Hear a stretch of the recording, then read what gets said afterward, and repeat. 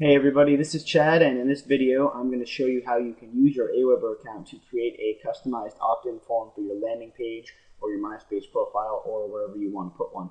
Now if you don't already have an Aweber account, it's an awesome autoresponder. There is a link to the site in the description for this video so you can go check it out. First thing you want to do for your opt-in form is make sure you've selected the appropriate list, the list that you want this form to add people to. Then you're going to hover over list settings at the top and then go over to web form on the left. Click on that. You will be on the web forms page. Now the first thing you'll see is a list of any forms that you've previously created for this list. You see I already have one here. Below that there is a create web form button where you create a new form. This is the web form edit screen. There are two tabs. There's form details and then there's design form, which is the next thing we're going to do. First step is to give your form a name. This is a name that only you will see, and it's just so you can keep track of the different forms you create. Next thing you're going to do is select the type of form. There are a few different options and a description for each. I always choose inline because I don't really like pop-ups from any of those other forms. I think they're kind of irritating. The next option is your thank you page. This is the page that your people are going to go to after they submit their information into your opt-in form. Aweber gives you a default, but you can set that to be whatever website you would like. So I'm going to put my own thank you page in here.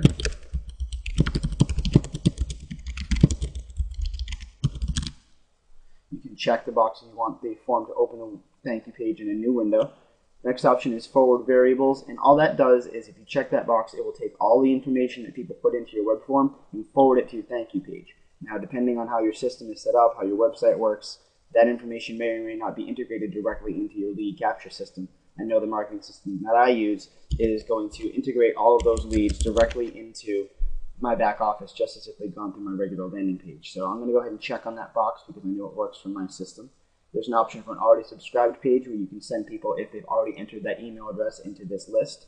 There's a ad tracking where you can designate a specific tracking code that will be applied to anyone who comes into your list through this opt-in form. You can then select what message you want people to start on, which message you want them to receive first. The default is obviously going to be the first message. Then the last option is the subscriber checklist, which is this blue guy right here. It just shows how many people are currently subscribed to this list, and that'll come in handy if you have a larger subscriber base. That way people will know that there's a large group of people who are already interested, and it might be the thing that kind of convinces them to sign into your list. Once you have all of those set up, you can click Next. This brings you to the web form edit screen part 2, where you can actually design your form. Now, first thing you can do over on the right-hand side in the preview section is you can click here to edit your headline. You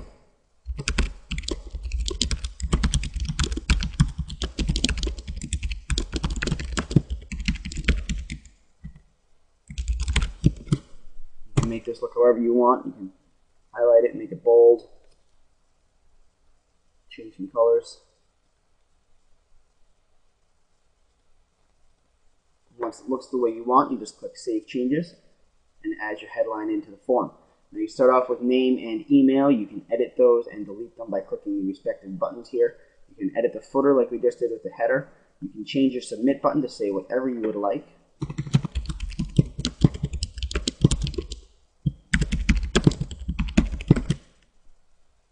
And that button will say whatever you type in there. You can also add fields. If you look over on the left, there's the Fields section. The additional fields that are available, there's phone. You can add that by clicking the little green plus sign, and that pops that right into your form. You see the P isn't capitalized, so you can go ahead and edit that if you want by clicking the pencil and just typing the new name in the label field. You can select what type of field it's going to be, and you can assign a default value that will already appear in the box for any of these forms if you would like. Click OK when that's all set. You can also create new fields. Just click on Add New Field and then type in whatever you want to appear.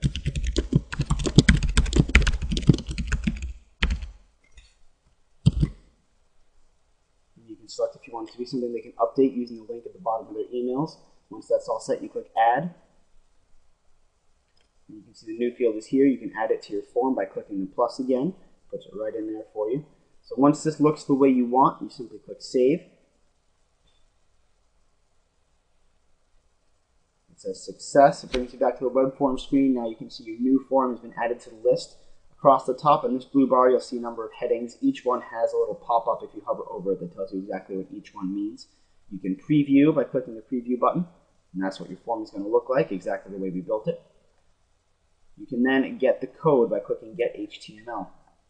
Now there are two options for the code. There's the JavaScript and there's the HTML version.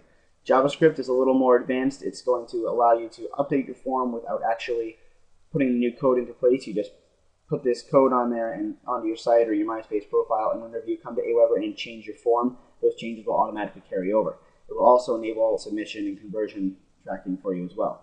Now, sites like MySpace don't always accept Java, so you might have to click on the raw HTML version, and you're going to want to copy this whole block of code in here.